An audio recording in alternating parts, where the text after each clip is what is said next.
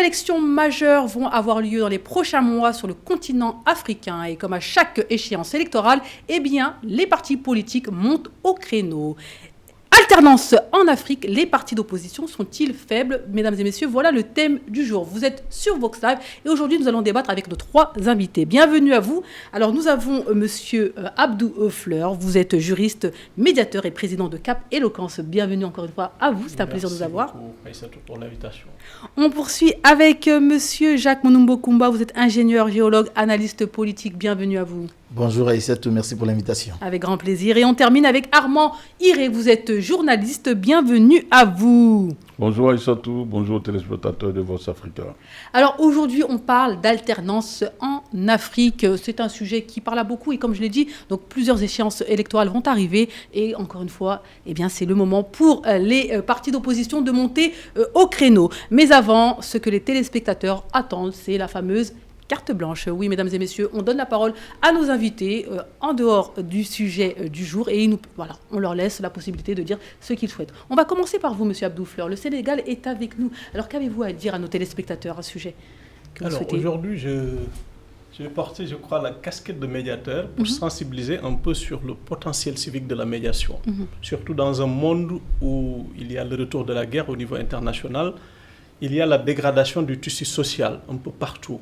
Et ajouter à cela le phénomène sur les réseaux sociaux où il y a de la tension un peu partout, je dirais même de la violence qui frôle limite la haine. Et donc les médiateurs doivent se lever, sensibiliser, je crois, davantage. Parce que la médiation est l'une des voies de la paix. Elle est très mal connue encore. Souvent, quand on parle de médiation, on pense tout de suite à voisinage, mais ça va au-delà. La médiation a ce pouvoir de créer du lien, à ce pouvoir de recréer du lien et surtout d'anticiper des conflits et les résoudre quand elles arrivent. Quand les conflits arrivent, la médiation, l'une de ses vocations ou de ses missions, c'est aussi de résoudre des conflits. Donc je crois que, contrairement aux autres modes alternatifs de règlement des conflits, la médiation a ceci de particulier, la rapidité et que la solution vient des parties. La solution n'est pas imposée. Quand on prend l'exemple, par exemple, de la négociation, le plus fort s'impose généralement. Il y a des rancœurs, il y a des remords. Quand on parle de transaction, il y a une contrepartie financière. Quand on parle d'arbitrage, généralement aussi, il y a un gagnant, un perdant. Avec la médiation, il n'y a que 2 gagnants. D'accord, donc c'est un peu le message qu'on va lancer à Diomaye Faye ou encore à M. Sonko. Je dis ça parce que vous êtes sénégalais comme eux.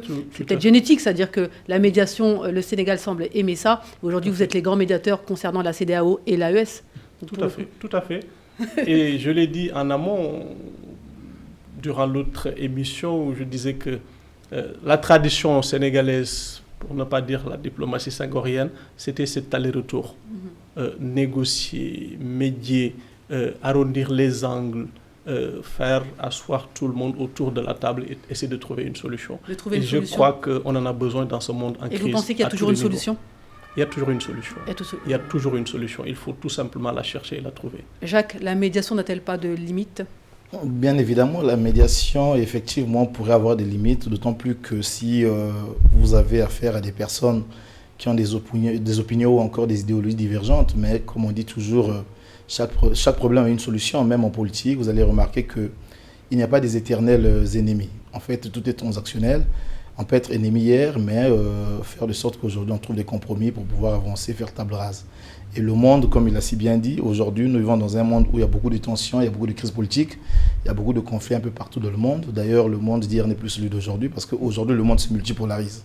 On voit très bien qu'il y a des tensions même au niveau de l'Afrique, au niveau des États-Unis, mais même surtout au niveau de l'Afrique. Et en tant qu'Africains, nous devons d'abord prôner la paix et la stabilité de notre continent pour que nous, les fils de l'Afrique, nous puissions vivre vraiment dans la gaieté, dans la joie et que la jeunesse aussi puisse s'exprimer de manière libre. Donc je crois que voilà, il faut toujours que nous puissions mettre un peu de passerelle pour pouvoir arriver à la médiation dont l'Afrique a besoin. Armand Iré, le rôle de médiateur ne peut-il pas être dangereux parfois ? Non, il n'est pas du tout dangereux. C'est un rôle qu'on peut assumer en tant que politicien ou même de la société civile. C'est un rôle que moi personnellement j'apprécie parce que à la fin d'une médiation, il n'a pas de gagnant, il n'a pas de perdant, il n'y a que des vainqueurs. Et c'est important de le dire. Maintenant, la médiation peut avoir ses limites si les deux camps ou bien les 3 camps qui sont opposés, ou même les 4 camps qui sont opposés n'arrivent pas à s'entendre. Le médiateur peut déposer la charge et dire que non, je ne peux plus médier.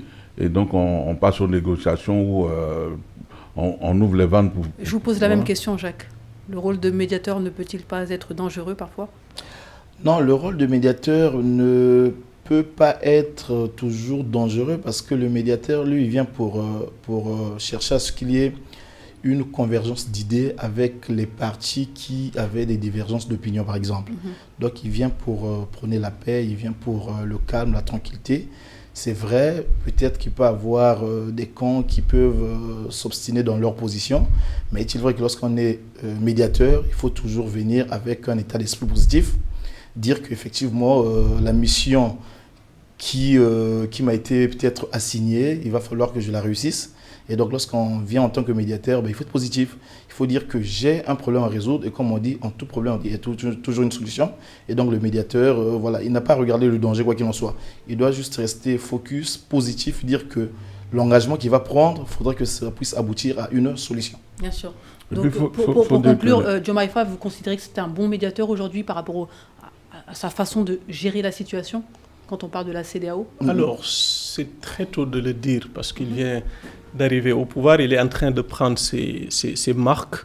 En tout cas, s'il s'inscrit dans la tradition sénégalaise de recherche permanente de solutions, d'arrondir les angles, essaie au moins la situation senghorienne, quoi, d'avoir des relations plus ou moins cordiales, correctes, normales avec tout le monde. Je pense qu'il n'a pas d'autre choix. Et je suis optimiste quant à il faut dire que son rôle dans ce domaine. Dans la médiation, pour chuter sur cette question, le médiateur n'apporte pas de solution. Ce sont ceux qui sont en conflit qui apportent des solutions avec, bien sûr, le médiateur, pas en mode arbitrage, mais qui permet à ce que tout se déroule bien. D'accord. En tout cas, on va finir sur ça rapidement. Donc, moi, je vais donner la parole à Jacques Monombo de Combat. Vous allez pouvoir nous parler de votre carte blanche. Que souhaitez-vous dire à nos téléspectateurs avant que nous entamons la thématique du jour ? Tout à fait. Ma carte blanche sera sur la Côte d'Ivoire, parce que nous savons très bien que le président Laurent Gbagbo, le 14 juillet, était à Bonois, le village natal de son ex-épouse, Simone Gbagbo, où, lors de son meeting, il a fait une déclaration comme quoi il disait qu'il a ouvert ses bras pour pouvoir accueillir ou encore être disposé à tous les partis de l'opposition qui voudraient plus voir le parti au pouvoir actuel en place. Donc voilà, j'ai été quand même content de voir qu'il y a un certain nombre de partis politiques qui ont accepté vraiment, qui ont bien accueilli cette nouvelle-là, notamment le COGEP de Blé Goudé, le GPS de Guillaume Soro et aussi d'autres partis politiques, pour dire que bon, ils ont envie de faire front commun pour pouvoir mettre, disons pour pouvoir gagner un peu aux prochaines élections le président Dramane Ouattara. Mais la question véritable qu'on devrait se poser, c'est que nous savons très bien que les chefs de parti, notamment Guillaume Soro, Blé Goudé et Laurent Gbagbo, ils sont encore frappés par des condamnations judiciaires. Par exemple, pour Guillaume Soro, il a eu une condamnation à perpétuité.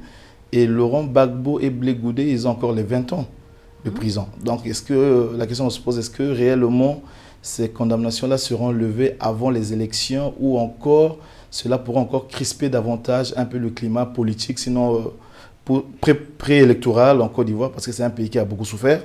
Nous nous souvenons, depuis 2011, on voit très bien qu'il y a eu une guerre civile qui a connu beaucoup de morts, près de 3000 morts, et que le pays était un peu en arrêt. Et les traumas existent encore jusqu'à aujourd'hui dans la tête des Ivoiriens. Et il va falloir que le président en place puisse mettre une bonne politique pour essayer un peu de lever le verrou qui devrait freiner effectivement d'autres acteurs politiques en Côte d'Ivoire.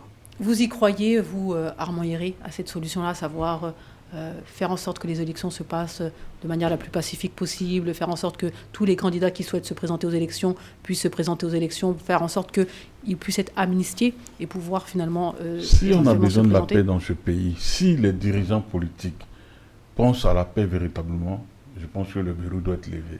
Ce n'est pas forcément que j'y crois ou que je n'y crois pas, Mais si on veut aller à la paix définitive dans ce pays, il faut permettre à tous les candidats d'être partie prenante dans les prochaines élections qui arrivent. Sinon quoi? On va retomber de Karim en Silla. Forcément. Évidemment, il n'y a pas de solution qui vaille tant qu'il y a un camp qui est écarté au profit d'un autre. C'est cela la réalité aujourd'hui en Côte d'Ivoire. Oui, parce que il a relevé un problème très important, parce qu'il faut quand même dire que les conflits dans nos pays africains partent souvent pendant la période préélectorale et post-électorale. Préélectorale, par exemple, pour le cas de la Côte d'Ivoire, si vous avez des dirigeants des partis politiques qui veulent challenger avec le président et qu'ils sont dans des situations un peu judiciaires qui ne leur permettent pas d'avoir les noms sur la liste, je pense que ça peut quand même entraîner un peu des grabuges et la population peut prendre le pavé. Vous voyez? Donc il va falloir qu'il essaie un peu de lever ces verrous-là, comprendre qu'il est important quand même d'administrer les autres. D'ailleurs, pour le cas de Blé Goudé et Laurent Gbagbo, nous savons très bien qu'ils ont été à La Haye. Donc si déjà La Haye, qui est une juridiction tout à fait internationale, a pu décharger ces gens-là par rapport à tous les dossiers qu'ils avaient sur leur dos, je pense que la Côte d'Ivoire peut le faire. Et pour que la Côte d'Ivoire puisse le faire, en ce moment-là, il ne s'agit plus d'une situation judiciaire.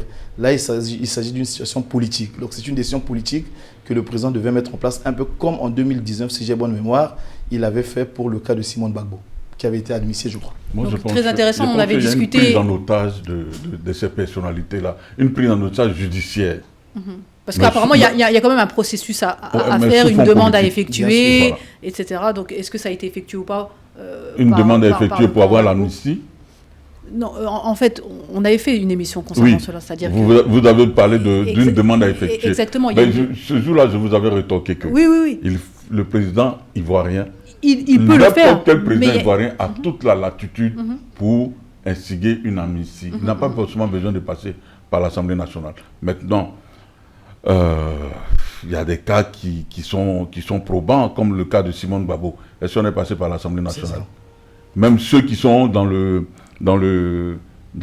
casse de la BCAO, comme on le dit, il a gracié, il a amnistié Kone Katina et les ministres Désiré Dallo et Akeumbo. Les Soult voilà, il n'est pas passé par la case de l'Assemblée nationale, donc il peut les amnistier. Il semble avoir différentes voies pour obtenir donc, cette possibilité de réinscription sur la liste électorale. Donc on en avait discuté ici sur le plateau. Donc maintenant, est-ce que toutes ces voies on a été vers toutes ces voies? Ces voies, on en discutera peut-être dans une autre émission. Évidemment. Le thème d'aujourd'hui. Je vais vous donner la possibilité de parler de donner votre point de vue concernant cela. Et ensuite, je suis très sensible à ce pays, pour la simple et bonne raison que je le connais. Mes parents y ont vécu pendant 35 ans. Donc c'est un très beau pays et j'avais l'habitude justement de débattre sur la Côte d'Ivoire depuis quelques années. Moi, tout ce que je souhaite, et c'est une question de responsabilité pour les autorités actuelles, qu'on ne retombe pas dans la crise post-électorale de 2011 qui a causé plus de 3000 morts. Je crois qu'aujourd'hui, aucun Ivoirien ne souhaite revivre la même chose. Et au-delà de ça, ce sera encore un éternel recommencement. Je pense qu'aujourd'hui, il faut aller vers un dialogue, une réconciliation sincère, donner la possibilité à tous les acteurs de pouvoir participer à ces élections de manière démocratique, transparente, pour enfin mettre la Côte d'Ivoire au-dessus de tout. Il faut conclure en disant que les forces il faut prendre en compte aussi les forces exogènes. Ils n'ont qu'à comprendre que la Côte d'Ivoire a vraiment besoin de paix. C'est important. Même quel que soit ce qu'ils engrangent en Côte d'Ivoire en termes de contrats, de sous, ils n'ont qu'à comprendre que la Côte d'Ivoire, l'Ivoirien a vraiment besoin de paix. En tout cas, pour reprendre encore une fois les propos d'un des militants de RHDP qui disait comme quoi aujourd'hui, et vous étiez sur le plateau d'abord. Oui, évidemment. Et la question a été posée, est-ce que finalement M. Gbagbo est une menace pour Alassane Ouattara? Vous aviez l'air d'être plutôt unanime à savoir que non. Donc finalement, pourquoi serait-il une menace pour le Ouattara d'amnistier quelqu'un qui n'est pas une menace pour lui et pour éventuellement sa réélection? Je crois qu'il y a beaucoup de rancune, il y a beaucoup de rancœur entre les hommes politiques ivoiriens. Il faut le dire, il y a des gens qui étaient ensemble hier, ils ont tous été ensemble à un moment donné. En 1995, Ouattara était ensemble avec Laurent Gbagbo dans le cadre du Front républicain. Et même encore plus récemment, c'est-à-dire qu'aujourd'hui, il y a des militants anciennement Gbagbo qui n'étaient pas trop contents du rapprochement entre Gbagbo et Ouattara, il faut le dire. Tout à fait. Donc en 1995, il y a eu le Front républicain. Ils ont même manifesté pour la présidentielle de 95. Ils étaient ensemble. Après, le PPACI a commencé à composer avec le PDCI. Mais bien avant que le PDCI compose avec le PPACI, mais le PDCI est en partenariat avec le RDR. En tout cas, ça reste de la politique, on ne va pas rentrer dedans. Bien sûr. Il y a tellement de rancœur aujourd'hui en Côte d'Ivoire qu'on s'interroge bien si ces politiciens-là sont vraiment humains. Il faut vraiment s'interroger là-dessus. C'est vos mots. Alors, on va terminer avec votre dernière carte blanche. C'est à vous, monsieur Armand Hiré. Qu'avez-vous à dire à nos téléspectateurs? Si on poursuit dans ce qu'on disait tout à l'heure, il est temps. Je regarde la caméra de Vox Africa et je dis aux dirigeants, aux hommes politiques ivoiriens, aux femmes politiques, il est temps que nous allons tous à la paix dans ce pays. Ce pays en a besoin. Ce pays qui était la locomotive de l'Afrique de l'Ouest, qui a perdu beaucoup de valeur aujourd'hui. L'Ivoirien n'est plus respecté comme auparavant. Il faut que l'Ivoirien retrouve son respect. Il faut que les dirigeants oublient... Pourquoi l'Ivoirien n'est plus respecté comme avant? Mais parce que vous basez sur quoi pour dire ça? Mais parce qu'il y a la guerre dans son pays. Il y a la guerre en Côte d'Ivoire? Je veux dire, mais il y a eu la guerre dans son pays. Non, on est en 2024. Non, là maintenant, il y a une accalmie. On parle de paix actuellement, mais moi je parle d'accalmie. Parce que sous la cendre, le feu bout. Il faut le reconnaître. Donc, quand je parle de guerre, il y a une accalmie. On est même allé jusqu'à la CPI. On est revenu. Mais mettez la balle au centre et puis jouez tous. On verra qui va marquer le but. C'est simple. Organiser des élections libres, transparentes et ouvertes à tous et on verra qui va gagner. En tout cas, c'est chaque pays... Bon, comme on va aborder tout à l'heure, on va aborder prochainement d'autres questions sur la Côte d'Ivoire. Et on n'a pas besoin de faire tourner la parole vu qu'on a déjà discuté. Mesdames et messieurs, vous êtes sur Vox Live. C'était la partie carte blanche où on donne à nos invités la possibilité d'aborder un sujet de leur choix. Allez, on revient sur le sujet du jour et aujourd'hui on parle d'alternance en Afrique. Les partis d'opposition sont-ils faibles? Alors, bonne question. Donc, la question va commencer très simplement. Peut-on parler de faiblesse des partis politiques? Peut-on parler d'alternance même en Afrique aujourd'hui? Et si oui, où, pourquoi et comment? Est-ce qu'on peut parler d'alternance politique en Afrique? Oui, on peut parler d'alternance politique. Ça, je le dis ouvertement, on peut parler d'alternance politique aujourd'hui en Afrique. C'est quoi l'alternance politique? L'alternance politique, c'est de permettre un changement au niveau de la tête de l'État. C'est un principe de la démocratie, voilà, on est d'accord. Hein, en tout cas, la démocratie qu'on connaît tous. En fait, l'alternance fait partie des principes.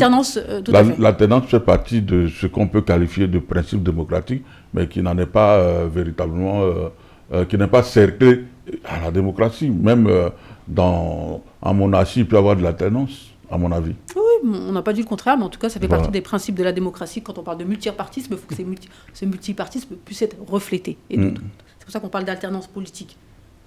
Alternance politique. Oui, effectivement, il faut d'abord commencer par dire que l'alternance politique, comme il le disait si bien, c'est le fait d'avoir un peu le changement de régime, de président dans nos différents pays à travers le processus électoral.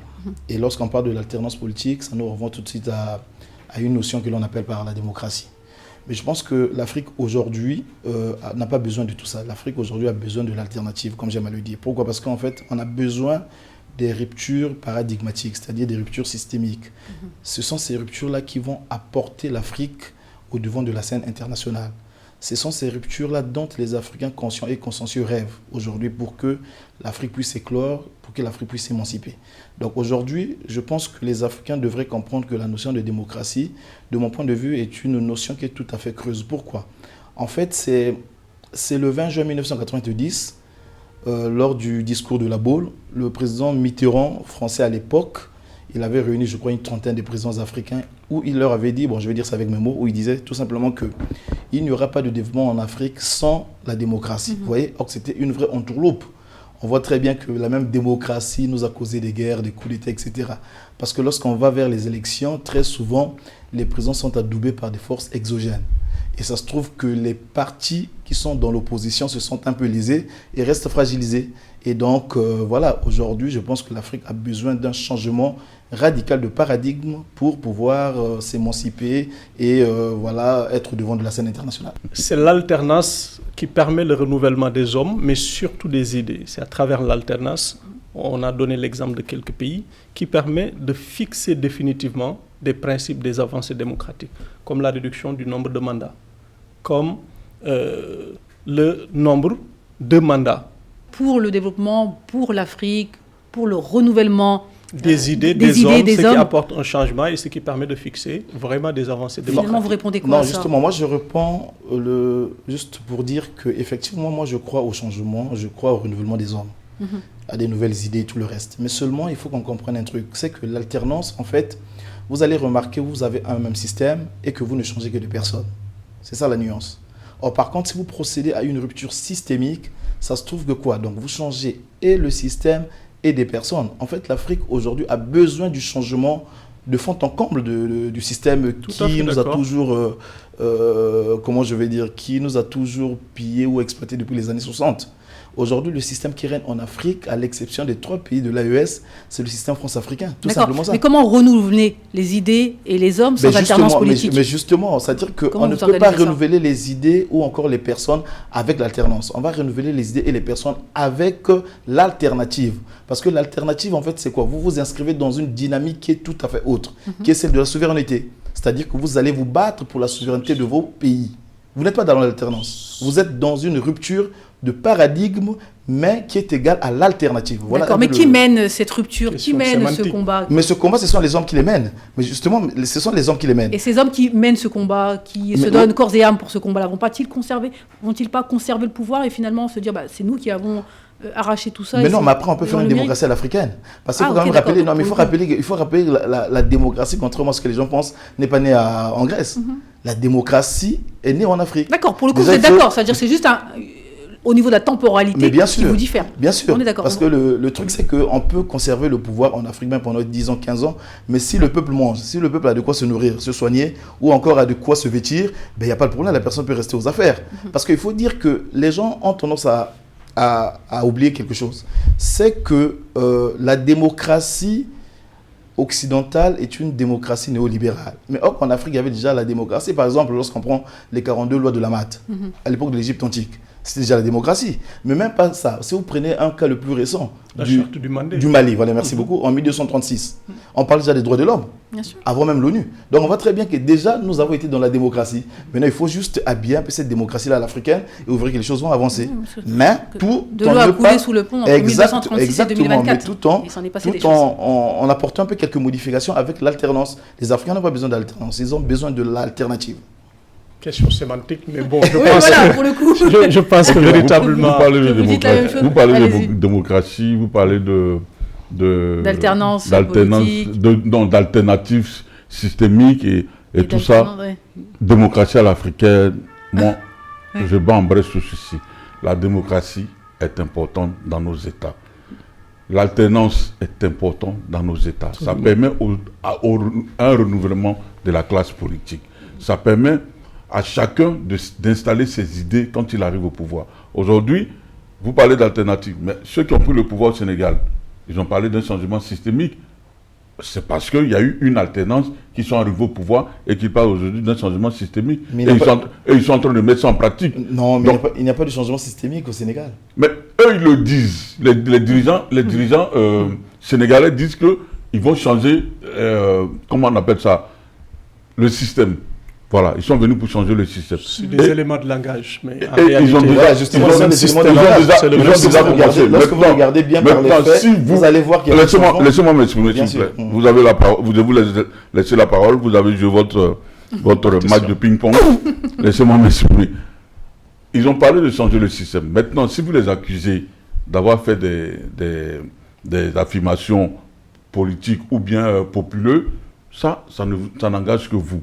Moi, ces gens-là nous ont promis qu'ils vont changer le système et ils ont déjà commencé à changer le système. Donc pour moi, l'alternance est primordial, indispensable. Indéniable, indispensable. En Afrique, et pour le coup, vous ne parlez pas de démocratie à l'africaine. La Non, démocratie, je parle pas de démocratie à l'africaine, ça veut dire quoi exactement? Expliquez-nous, vous qui parlez de démocratie à l'africaine. C'est la démocratie qui s'appuie sur nos réalités politiques, géopolitiques, traditionnelles. Donc, ça veut dire qu'on va prendre la démocratie, on va la transposer dans notre société, dans notre culture et tout.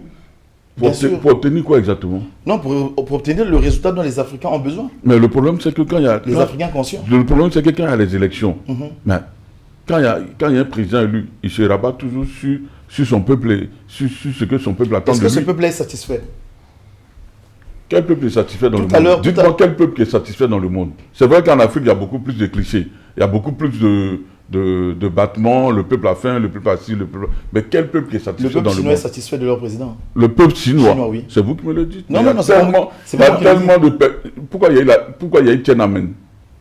Ce n'est pas tant une question de satisfaction. Non, il ne faut pas qu'on pose les questions de cette façon-là. Il faut qu'on essaie de faire le bilan. Est-ce que le bilan vous parlez de la Chine, je dis pourquoi il y a eu Tiananmen. C'est parce qu'il y a eu Tiananmen parce que le peuple chinois était mécontent. Et il a été, on va dire, massacré. Mais ça, c'est une poignée de la population donc chinoise. Je reprends, balle au centre, je reprends. Donc, selon vous, donc, le peuple chinois est satisfait de sa situation, de son président, de la situation actuelle. Bien sûr que oui, je pense que si le peuple chinois n'était pas satisfait de leur président, je ne pense pas qu'il serait président à vie. Hein.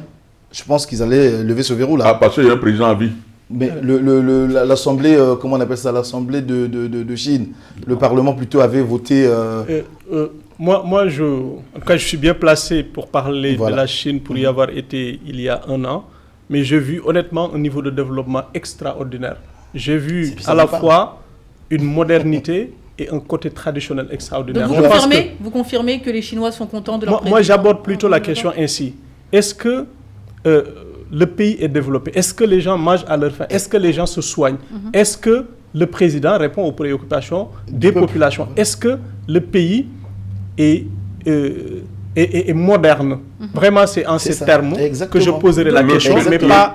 C'est relatif. Sur ces points-là, honnêtement, les Chinois peuvent être pays qui ont travaillé. Mais bien sûr, on n'a même pas besoin de faire... la Chine, le Parti communiste a ouvert la Chine en prenant en compte certaines situations politiques et économiques. Ils ont ouvert aujourd'hui la Chine.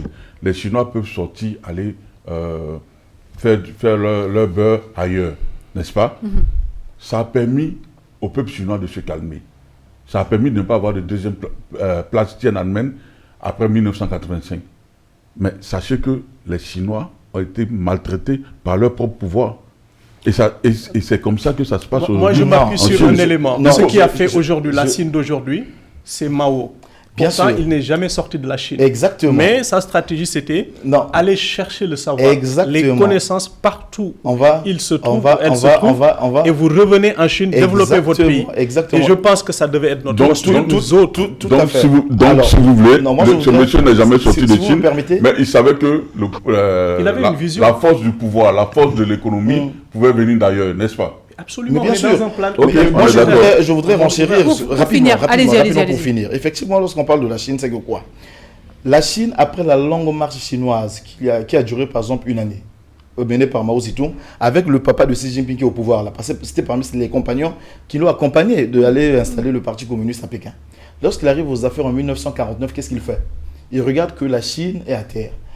Ils forment la jeunesse, ils les envoient à l'extérieur. La jeunesse chinoise, en Angleterre, aux États-Unis, en France et tout, ils ont acquis de la connaissance. Ils sont rentrés, mais tout en gardant leur soubassement traditionnel. C'est de ça qu'on parle ici. C'est-à-dire que donc c'est un dictateur éclairé. Mais ce n'est pas une question de dictateur éclairé. Ça, c'est le narratif occidental. C'est-à-dire, toutefois, si on va aller dans le sens occidental, c'est un dictateur, c'est un ceci, on va tomber dans le piège. Donc, le fait qu'il ait un seul parti unique, qu'il ait un seul parti unique en Chine, pour toi, c'est propre, c'est lisse, il n'y a pas de dictature en Chine. Mais le problème... Donc, à partir du moment qu'il répond aux besoins de sa population, ça suffit. Ça Donc, suffit. il peut maintenir le peuple chinois. Mais Aïssatou, Il peut maintenir le peuple chinois sur un jour. le peuple a besoin de quoi? Il peut maintenir le peuple chinois sur un Est-ce jour. qu'on peut Parce que gouverner vous un avez de manger. peuple Voilà. sans la population? Non, quand on parle de peuple, c'est un territoire, Et voilà. c'est une population, c'est une manière de Donc gouverner. Abdou Fleur, on Et est à plus ce sur l'alternance propos- politique alors. C'est-à-dire que dans ces conditions-là, Absolument. l'alternance politique, on la met de côté. Ouais. Vous êtes d'accord On pour peut ça la mettre de côté. C'est ce que Pour ça- vous, oui, de mon c'est point de clair. vue, ouais. Pour vous, Abdou. La finalité, pour moi, c'est l'individu, c'est la population. Du moment où celui qui est au pouvoir, on parlait d'alternance naturellement par rapport à nos États qui s'éternisent au pouvoir. Il n'y a pas de changement, il n'y a pas d'évolution, il n'y a pas de développement. Mais un président qui met le pays sur la voie du développement, honnêtement, Il peut rester au pouvoir pendant des Donc, années. on peut maintenir si le le peuple. peuple le souhaite. Si le Donc, peuple le on peut souhaite, moi, s'il voilà. répond, et Si s'il le répond peuple aux souhaite, Le pouvoir besoins. maintenir le appartient au peuple. peuple. On Parce peut qu'il maintenir y a le des peuple sur un monarchies, jour. il y a des monarchies Exactement. en Europe, il y Voilà. a des monarchies un peu Exactement, partout. parce que- Ils ont choisi cela Avec des chambres. et ça ne dérange Parce que, personne. Il y a regardez, des monarchies parlementaires. Parlementaires, il y a des Non, chambres non, quand même. il y a des Oui, monarchies. ce qu'il dit est Donc, il y a des pertinent. monarchies parlementaires en Aujourd'hui, Europe. l'Europe compte encore 11 à 12 monarchies. La Belgique est une monarchie, hein. C'est le roi qui est là-bas. La Suède, on a fait le débat tout à l'heure. C'est les monarchies parlementaires. Non, l'Angleterre, mais etc. ça reste Oui. la monarchie. Mais le roi roi ne ne peut pas gère voter. Oui, le mais roi il y a ne quand gère même- il y a aucun quand même un pouvoir. parlement. Il y a quand même des Justement, oui, chambres. mais Voilà. oui, en fait, c'est un semblant de changement au niveau de. Le roi ne gère aucun au pouvoir. niveau non, mais le roi a le pouvoir honorifique. Et il est là. Oui, mais Mais on ne le vote pas. Il n'est pas voté. Il est là. Vous voyez? Donc, il y a au moins 11 ou 12 monarchies en Europe. Et les pays avancent.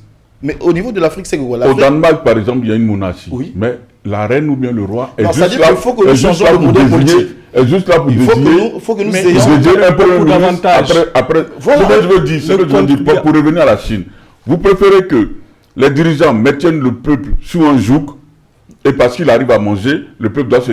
Le peuple Non, doit se mais taire. d'abord, déjà, il faut qu'on clarifie une chose. Le On peuple ne, doit peut se pas, taire. on ne peut pas Et en maintenir Chine, le il y a peuple le, dans un il y a le joug parti, et il qu'il y a le arrive à parti manger. unique. Il y a le, Un peuple qui est maintenu dans le bourbier ne mange pas. mais, On peut quand même dire pourquoi est-ce que par exemple, les Chinois pourquoi sont un est-ce peu qu'on a muselés quand pris même. des- C'est-à-dire que pourquoi est-ce que- les libertés individuelles en Chine ne sont pas les mêmes que les libertés individuelles Évidemment. dans d'autres pays. Alors, moi, Donc ça, il faut si- reconnaître moi, si cela j'ai quand pris- même. Exactement. Moi, si j'ai pris l'exemple de la Chine, c'était pour mettre l'accent sur le simple fait que la Chine soit un pays développé. Un pays. Et il y a Ça, des c'est déci- un. il y a des décisions Ça, c'est inhumaines un. qui sont Deux, prises. ce que je Il faut voudrais faire quoi, deux c'est enfants que pour les se manger, Chinois un ont enfant, gardé c'est leur compliqué. soubassement culturel traditionnel et ils ont copié ce qu'ils avaient vu à l'extérieur.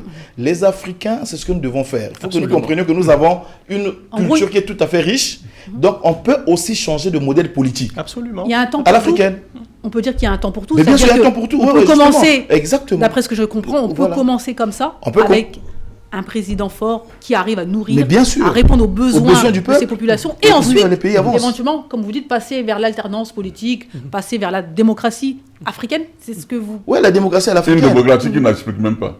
Une Comment on démocratie n'explique africaine pas qui n'a- qui Non, n'explique on vous pas. a expliqué la démocratie à l'africaine. C'est-à-dire que nous savons très bien qu'en Afrique, nous avons comment je vais dire, par exemple, à l'époque de Il va l'Égypte chercher ces antique. mots, même. Non, mais c'est pas que je cherche les mots. Il a parlé de la charte du Mandé. Justement. Oui, Mais c'est ça, une c'est quoi? La démocratie. charte de Mandé démocratie. dit quoi exactement? C'est- Expliquez-moi Non, un peu la charte de Mandé.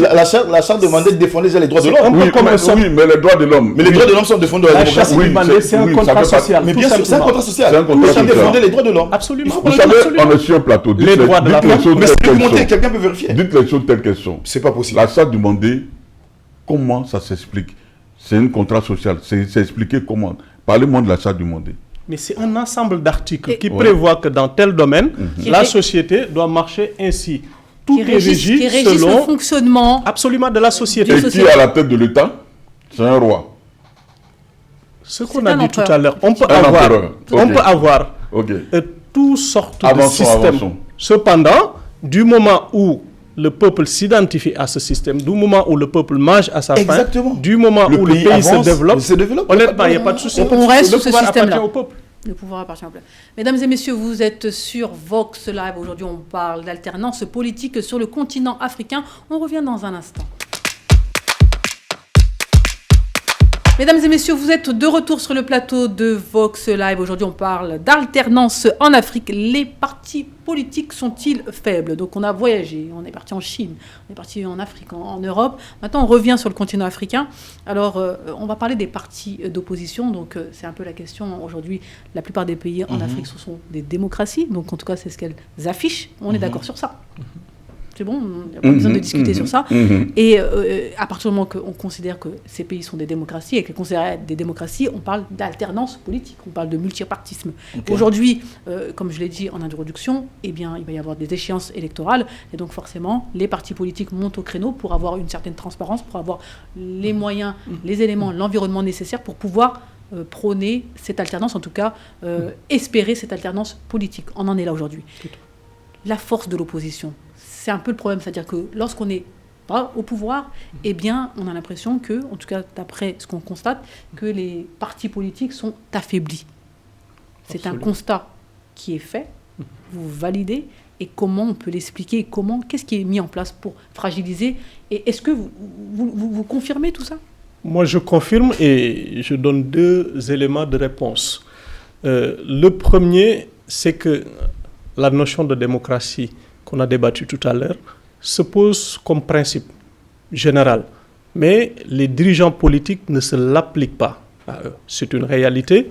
Quand on est dans l'opposition, on est puissant, on est prolixe en termes d'idées, on promet tout, mais quand on arrive au pouvoir, on a l'impression qu'on a changé radicalement. Juste pour dire que une fois arrivé au pouvoir, on a tellement de pouvoir qu'on laisse peu de pouvoir à l'opposition. Donc c'est le manque de démocratie, au sens propre du terme, qui explique que les partis d'opposition n'ont pas beaucoup de leviers actionnés pour pouvoir tout simplement exprimer leurs idées, dérouler et ajouter à cela des freins institutionnels. Très souvent, on a parlé de l'exemple de la Côte d'Ivoire tout à l'heure, on met beaucoup de freins à l'opposition.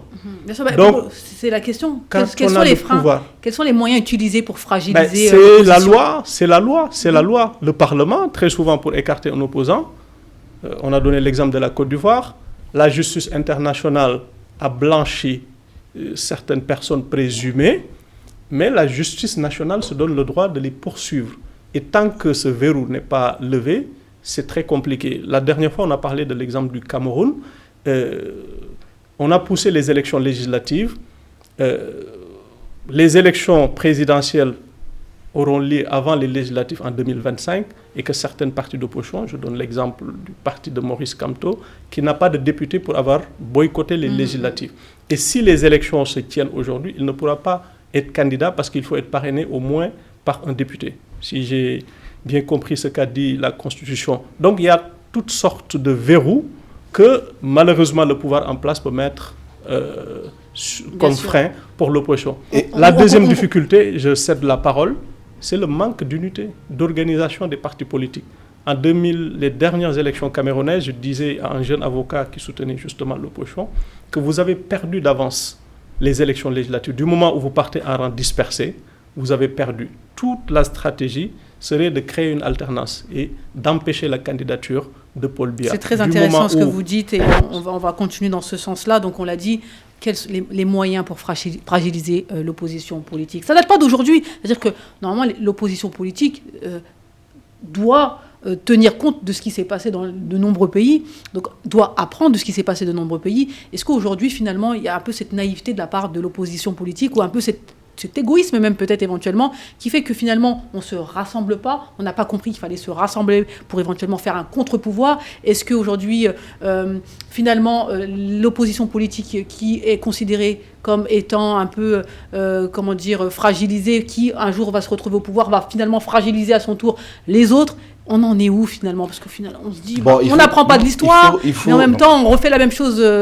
Oui, il faut déjà comprendre que, effectivement, c'est un peu l'ensemble de ce qu'il venait de dire, mais les partis d'opposition en Afrique se sentent fragilisés aussi du fait que les présidents en exercice font tout pour les diviser avec la corruption. D'accord.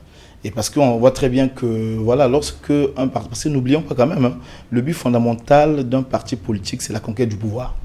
Et lorsque le président qui est en exercice se dit qu'il veut vraiment se cramponner au pouvoir, ben, il n'a qu'un seul idéal, hein, qui est celui de corrompre l'opposition pour qu'il se divise. C'est important ce que vous dites. Vous le savez très bien, en fait, c'est la politique de diviser pour mieux régner.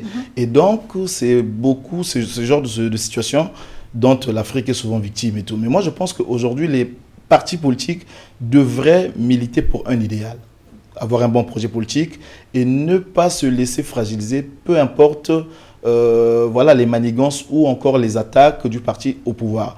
Parce que nous n'avons qu'un seul patrimoine, qui est l'État, la République. Et il faut qu'on comprenne très bien que la fonction du président de la République n'est pas un métier. C'est-à-dire que vous êtes là pour une durée donnée. Si c'est pour 4 ans, 5 ans, vous êtes là, vous servez le pays. Une fois que vous avez fini votre mandat, vous devez aussi accepter à compétir avec ceux qui veulent vous challenger. Et ça, c'est très important. Or, souvent, c'est quoi? Lorsqu'on fait un premier mandat, on ne veut plus quitter. On veut revoir un peu la Constitution, on veut la modifier ou encore la réviser pour pouvoir s'accrocher au pouvoir. Et ça se trouve que quoi? On a une seule idée en tête qui est celle de vouloir peut-être approcher l'opposition et de les fragiliser avec la corruption ou encore, on sait un peu de voir si peut-être l'opposition ne traîne pas des casseroles pour les envoyer un peu en tôle ou encore peut-être en exil. Et ce fut le cas par exemple de la Côte d'Ivoire. Lorsqu'on a parlé de Laurent Gbagbo et Blé Goudé par exemple, effectivement, vous avez vu. Effectivement, ils avaient été blanchis par la Cour pénale internationale, mais le président en place, qu'est-ce qu'il fait? Mais comme il s'inscrit dans cette dynamique-là, qui voudrait qu'il puisse s'accrocher au pouvoir, il ne lève pas le verrou. Il entame encore un autre procès au niveau de la Côte d'Ivoire pour essayer de bloquer l'opposition. Donc, à ce stade-là, effectivement, l'opposition ne peut que se sentir fragilisée et faible. C'est intéressant ce que vous venez de dire. Monsieur Armand Hiré, vous, quel constat faites-vous? Effectivement, on parle de fragmentation, on parle de multiplication aussi de partis politiques. On fait en sorte de créer des partis politiques pour diviser. Il y a beaucoup de pistes que je peux aborder. Aussi, mais, la faiblesse aussi des institutions, il y a plein de choses. Le défi constitutionnel. Oui, le défi constitutionnel. Les constitutions sont ballottées au gré de ceux qui gèrent le pouvoir. Ils prennent les constitutions, ils les rangent au placard quand ils en ont envie, ils les ressortent quand ils en ont envie, rien que pour cisailler leur opposition. Il y a une faiblesse institutionnelle, il faut le dire. Oui, une faiblesse institutionnelle. C'est de ça qu'on parle. Quand on parle de la Constitution, c'est de ça qu'on parle. Et puis, il a parlé de corruption, mais quand on dit corruption, c'est des hommes concourants. Donc, quand tu n'as pas quand tu ne peux pas gérer un parti politique, c'est pas la peine d'essayer de berner le peuple. Ça aussi, il faut le dire. Et cette corruption-là existe à chaque instant. Et puis, le problème, c'est que souvent, ils considèrent les partis politiques comme leur chambre à coucher, leur maison qu'ils ont construite. C'est-à-dire, ils sont à la tête de ce parti et aucun changement. Donc, ça veut dire que là, la balle, là, entre guillemets, la faute, vous la renvoyez au président de partis politiques? Au président de partis, les qui finalement en font comme si c'était... Parce que tant que Kamson n'est jamais président du Cameroun, il sera toujours le président du MRC. Même s'il a une canne à main. C'est une réalité. Même s'il a une canne à main. C'est cela la réalité aujourd'hui. Ce qu'il veut dire, c'est que effectivement, parmi les éléments qui bloquent un peu ou encore qui essaient de freiner les partis politiques dans leur élan, c'est le simple fait que nous ayons en tête qu'il existe des hommes providentiels en Afrique. Alors que les hommes providentiels n'existent pas. Parce que les cimetières sont pavés des personnes illustres. Absolument. Cela n'a pas empêché le monde d'avancer. Ça n'a pas empêché le monde de couler. Il faut que nous comprenions qu'à un certain moment, on peut incarner un parti politique, mais on n'est pas indispensable pour son fonctionnement. Absolument. C'est pour ça qu'il faut lâcher de l'Est à un certain moment.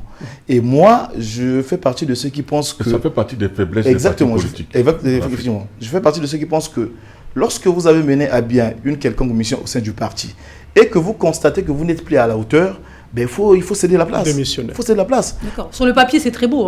On est d'accord. Justement. Sur le papier, c'est très beau. Beaucoup le disent. Même en étant dans l'opposition, ils se disent, oui, moi, quand je serai président, je ferai ça, je ferai ça. Voilà. Mais finalement... Je rajoute un élément essentiel à ce qu'il a dit. En plus de ce qu'ils viennent de dire tous les deux, on a une certaine paternité avec le pouvoir.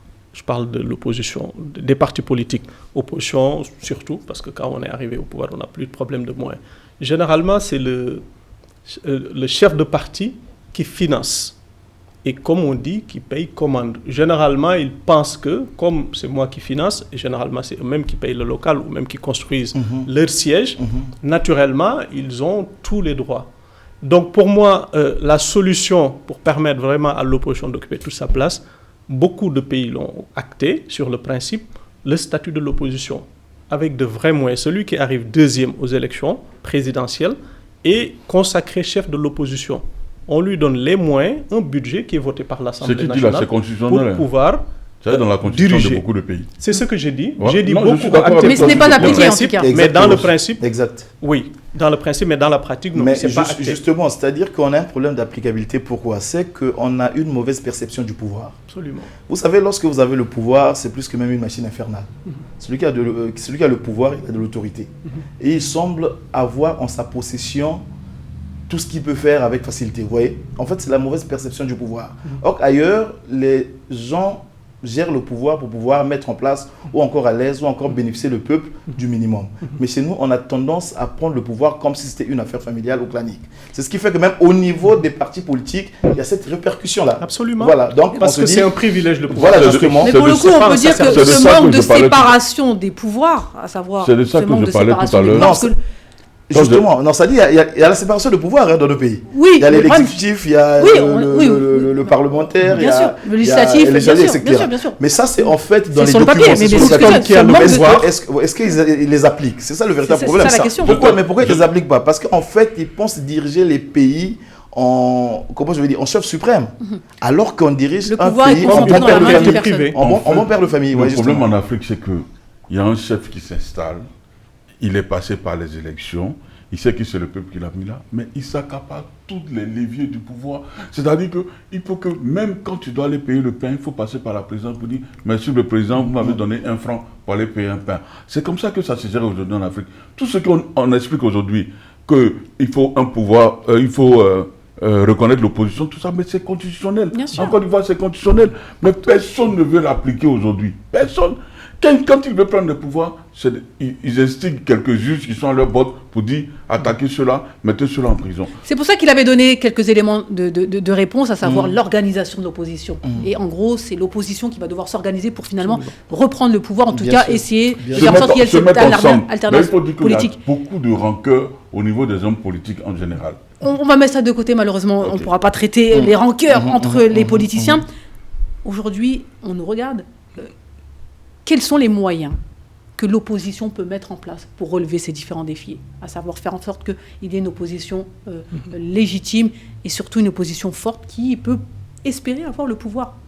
Ben, l'opposition de prime Allez-y. l'opposition de prime abord doit avoir d'abord un idéal politique, un bon projet politique. C'est important ça. C'est très on important. en parle très très peu Un malheureusement. idéal politique, un bon projet politique capable de satisfaire les besoins du peuple.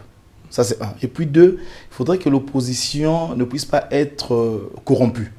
Parce que lorsque vous avez une opposition qui est corrompue, dites-vous que peu importe le projet que vous pouvez en avoir, mais vous finirez toujours par vous diviser. Et ça, c'est deux. Et le troisième point que je voulais encore soulever ici, c'est qu'il faut qu'on mène un combat qui est tout à fait salutaire. C'est-à-dire qu'il faut qu'on essaie de mener un combat pour que les gens se souviennent de nous lorsque nous ne serons plus là. Rentrer dans l'histoire. C'est très important. Est-ce que ça commence pas par là? Justement, à savoir marquer l'histoire exactement. positivement Voilà, et se dire... justement, il faut marquer l'histoire. Exactement. Parce Laisser que on des a traces, comme on le dit. Exactement, parce que lorsqu'on fait la politique, on ne fait pas la politique pour soi-même. C'est-à-dire, on arrive en politique avec une mission. Il faut accomplir sa mission. Et pour accomplir cette mission-là, il faut avoir un idéal politique ou un bon projet politique. Et lorsque vous les avez, vous les implémentez, ça fait que quoi? Même si vous n'êtes plus là, mais demain, on va parler de vous parce que vous seriez rentré au panthéon des grands hommes. Bien sûr. Mais là, pour le coup, ça n'a rien à voir avec les institutions ou quoi que ce soit. Là, c'est l'humain même. C'est l'humain, effectivement. C'est l'humain comme Mais c'est pour ça Gandhi, qu'on a comme toujours Mandela dit- et c'est pour ça autres, que- c'est c'est de pour ça ça qu'on a qu'on parle. toujours dit, en fait, les institutions sont là. Et d'ailleurs, ce sont les hommes qui animent les institutions. Nous avons le juriste ici, il pourrait peut-être s'élargir un peu là-dedans. Mais c'est qu'on a besoin véritablement des hommes qui ont des bons projets politiques, Absolument. qui ont un idéal politique. Les hommes qui se disent, bah, écoutez, nonobstant le simple fait que j'aille à la conquête du pouvoir, mais ce pouvoir-là ne devrait pas être une fois en soi. Ça doit être un pouvoir. Mais d'abord, le pouvoir, c'est quoi? C'est que le pouvoir appartient au peuple. Mais comme Normalement. ce fauteuil-là n'est qu'un seul fauteuil, tout le peuple ne peut pas s'asseoir là-dessus. Donc, ils délèguent en fait leur pouvoir à ce monsieur-là qui les représente. Donc, le président de la République dans un pays n'est qu'un employé du peuple. Absolument. Il devrait être, Absolument. il devrait faire les 4 volontés du peuple. En principe. Mieux, je ne dirais pas même employé, je Voilà. dirais même l'esclave du Merci peuple. beaucoup. Pourquoi je dis ceci? Parce qu'on a un problème, on a un rapport. Tout à fait. Le rapport de l'Africain avec le pouvoir, c'est très complexe. Voilà. On vient au pouvoir pour servir le peuple, Voilà. l'esclave du peuple, et non se servir. Malheureusement, il avait raison, Montesquieu, tout homme qui a du pouvoir est tenté d'en abuser. Voilà. Et on le voit tous les jours. Bien sûr. Mandela est cité tout simplement parce qu'il a fait un mandat, il a dit Il je est m'en parti, vais. tout à Il fait. n'est pas attaché au pouvoir. L'homme, en général, africain, Gandhi, surtout avec Gandhi la s'est pas non... attaché au pouvoir aussi. avec la non-limitation des mandats. Voilà. Je viens, tout mon premier mandat, je le consacre à comment être réélu, comment faire un deuxième mandat. À partir du deuxième mandat, je vais voir les mécanismes institutionnels qui me permettront d'avoir un troisième mandat. Ainsi de suite, ainsi de suite. Mais si on vient au pouvoir, on se dit que je fasse un mandat, que je fasse 3 ans, l'essentiel est d'atteindre cet objectif. Mettre mon pays sur la voie du développement, sur la voie de l'émergence. Et malheureusement, tous les partis d'opposition ont un très bon projet, théoriquement, ont de très bons discours. Quand ils arrivent au pouvoir, tu as l'impression qu'on les a transformés. Ben justement, parce Ce que... que je veux dire, c'est que vous parlez des projets des partis politiques. On est d'accord avec. Mais prenons le cas de la Côte d'Ivoire. Laurent Gbagbo est arrivé au pouvoir avec un très bon projet. Par exemple, l'AMU. Mais il a été combattu. Ils ont pris des armes pour pouvoir le cueillir. Avec la complicité de qui? Avec la complicité de la France colonisatrice. Donc, ils arrivent avec des projets. Mais est-ce qu'ils font face aussi aux postes exogènes? Est-ce que c'est pas trop facile aussi de toujours dire que c'est l'extérieur? Mais Est-ce qu'il ne faut pas se regarder dans un miroir et se dire j'ai la responsabilité? Non, mais il a raison. On est bien placé pour le dire. En Côte d'Ivoire, on a vu la France à l'avant-pointe du combat contre le Bien sûr, on ne dit pas le contraire. Voilà. Donc vous êtes d'accord Mais avec il faut reconnaître les responsabilités de chacun. C'est important de. Vous êtes d'accord pas avec déresponsabiliser parce que les quand gens. on a parlé de l'AMU, ils ont balayé ça du revers de main. Mais aujourd'hui, ils sont en train de ressentir les gens par rapport à l'AMU en Côte d'Ivoire. Donc les gens amènent des idées, vous les balayez du revers de la main et vous les récupérez. Les projets ambitieux, il faut le dire. Précisons les projets ambitieux, Ouais, les projets ambitieux. qui parlent d'indépendance, de souveraineté, d'autonomie. Oui, forcément, il va y avoir un...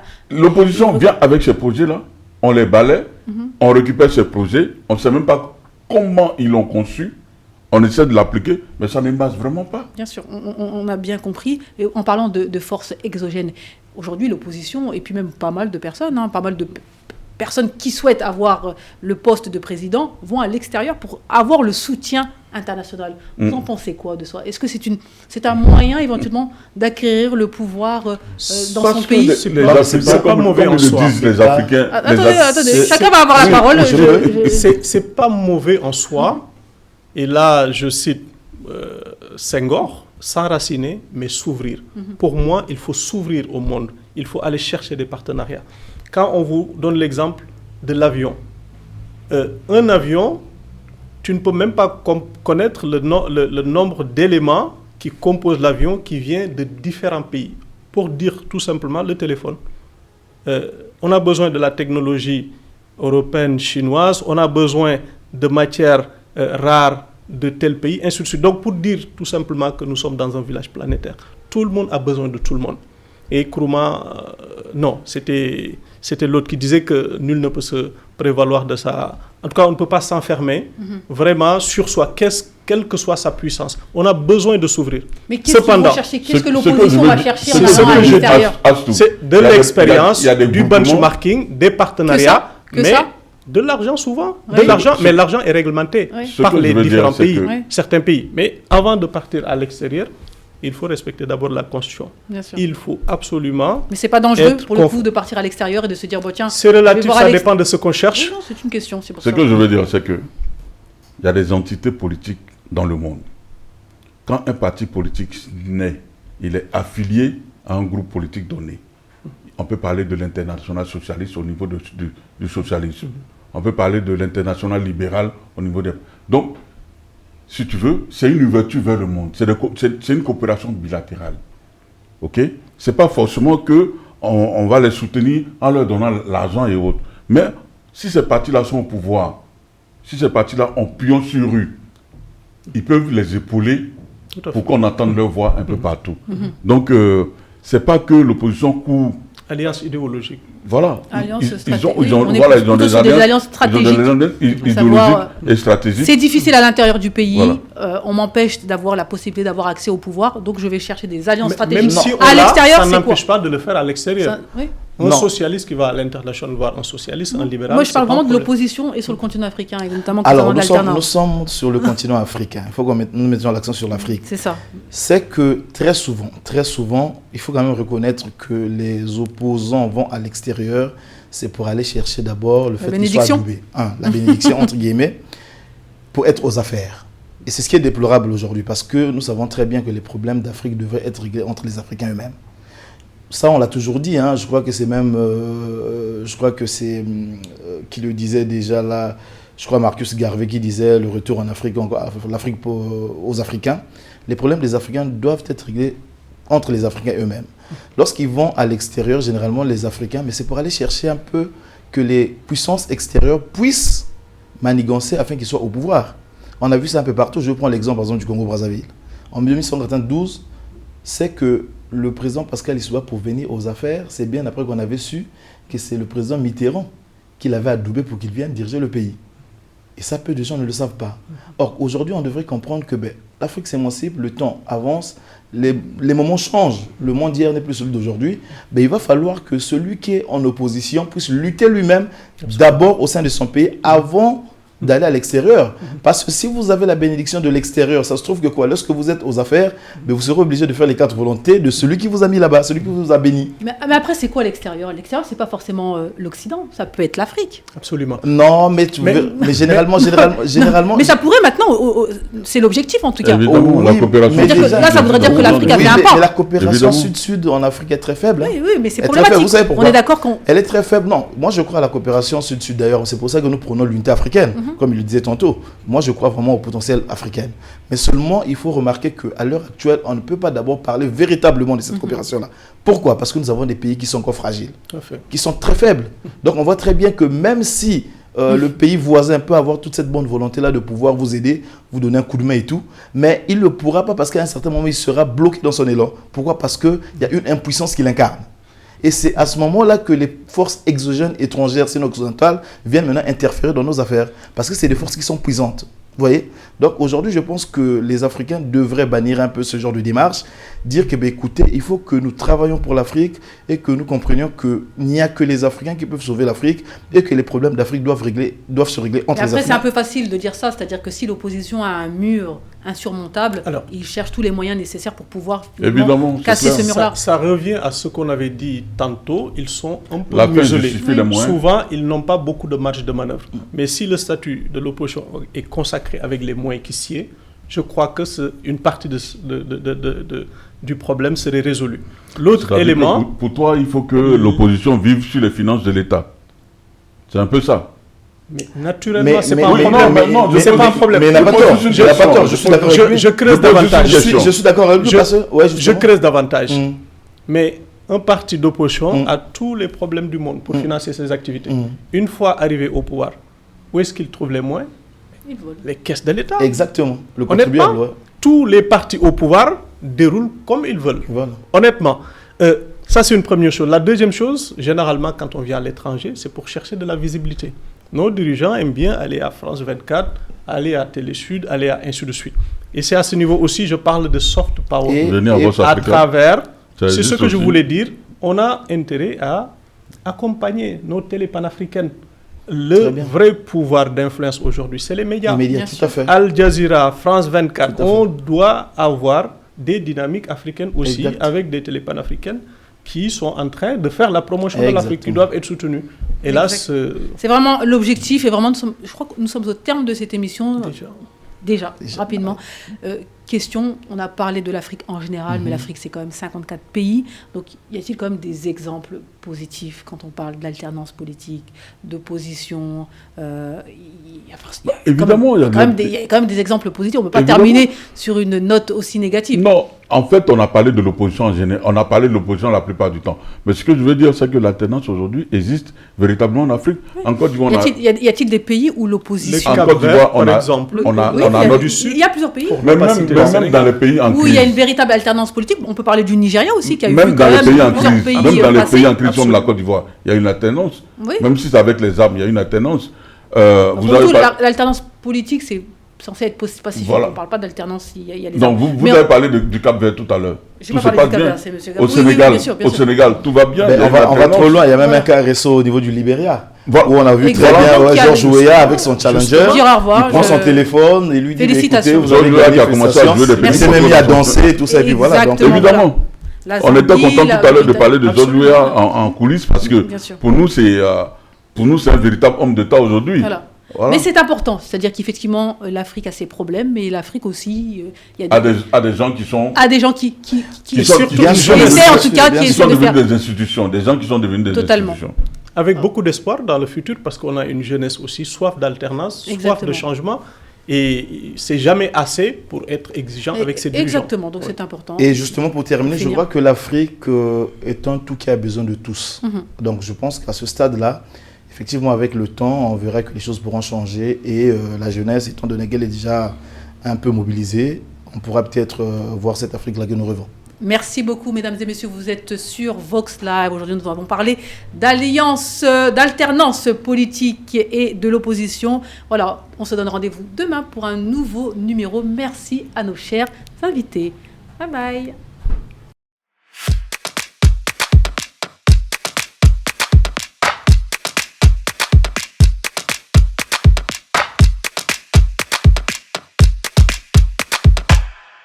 Vox Africa.